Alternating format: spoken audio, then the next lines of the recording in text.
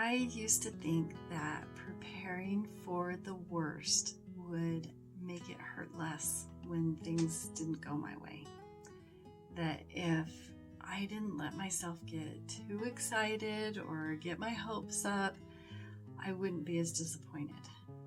And that seems to make sense, but I spent most of my life believing that. And that's kind of a sad way to think, to always be kind of negative. I always kind of thought of myself as a glass half empty kind of person. But the real truth is that disappointment happens, whether we prepare for it or not. And holding back doesn't protect us. It just means we miss out on feeling good the whole time that we could have been experiencing a lot more happiness. And there's something even more. What we expect affects how we show up.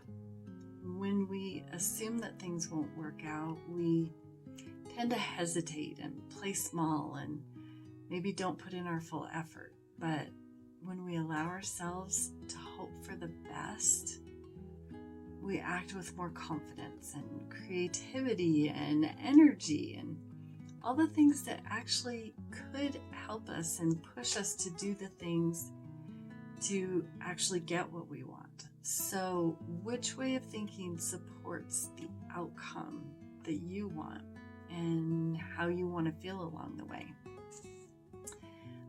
Now, you might be wondering, am I just thinking positive when I actually should be realistic? And I'm definitely not saying to ignore reality. We know that that wouldn't be smart, but how do you know if a thought is helpful and worth keeping? You could ask yourself, how does it make me feel? Does it make me feel hopeful? Does it make me feel terrible?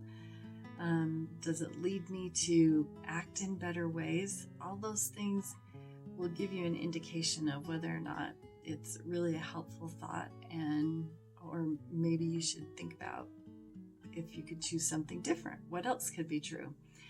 So, for example, if your daughter is trying out for the soccer team, believing that she will make it allows you to be encouraging and upbeat, and there's no downside to feeling and acting that way. Our brains think that they're helping, let's pre-feel disappointment so that we're not blindsided.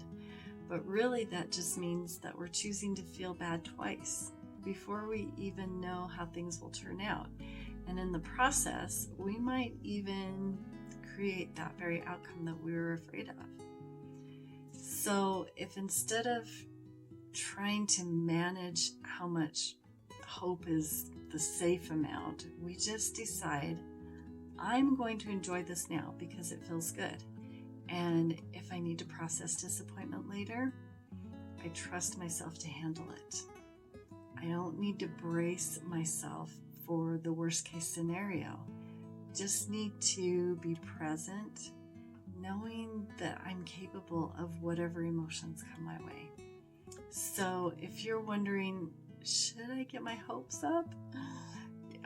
You could just try this. So let yourself feel the excitement while it's here. And if disappointment comes, deal with it then. So you don't have to deal with it beforehand and now. You're just dealing with it now. Because the goal isn't to avoid negative emotions. It's to live fully without fearing them. And the more that we lean into hope, the more likely we are to take the actions that create what we actually want.